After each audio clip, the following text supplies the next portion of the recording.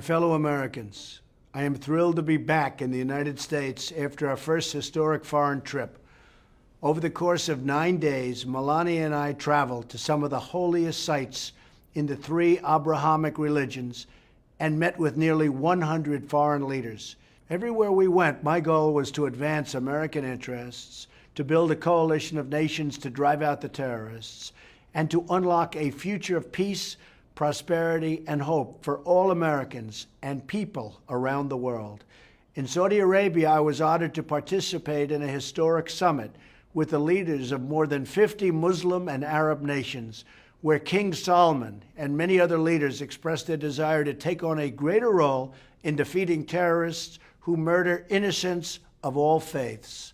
At this unprecedented summit, we opened a new center to combat extremist ideology, launched a task force to block funding for terrorists, and agreed to a massive economic development deal that will create hundreds of thousands of new jobs in the United States.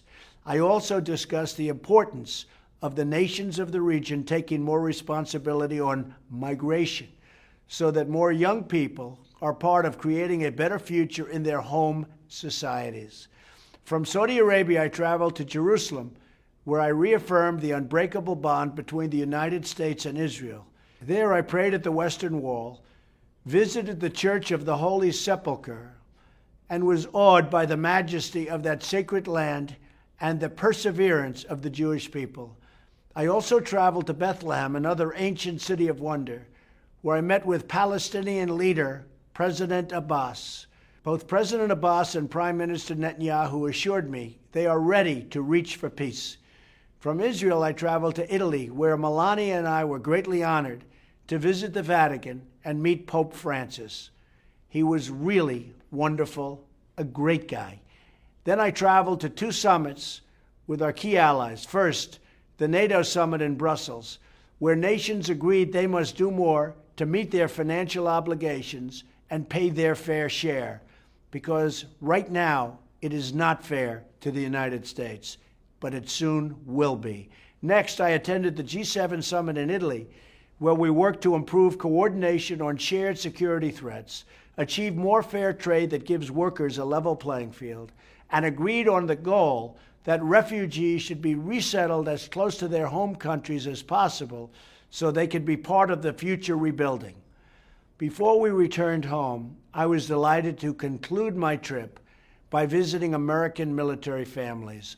Unbelievable people, the true source of our strength. We will always protect those who protect us.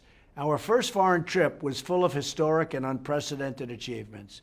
Joined by many old and new friends, we have paved the way for the new era of cooperation, one that calls upon each nation to take more responsibility to bring peace to their people, one that works together to defeat the scourge of terrorism and deliver hope to all of God's children, and one that protects American interests so we remain a strong and prosperous nation, strong and prosperous like never before, and a beacon of freedom and opportunity for many years to come.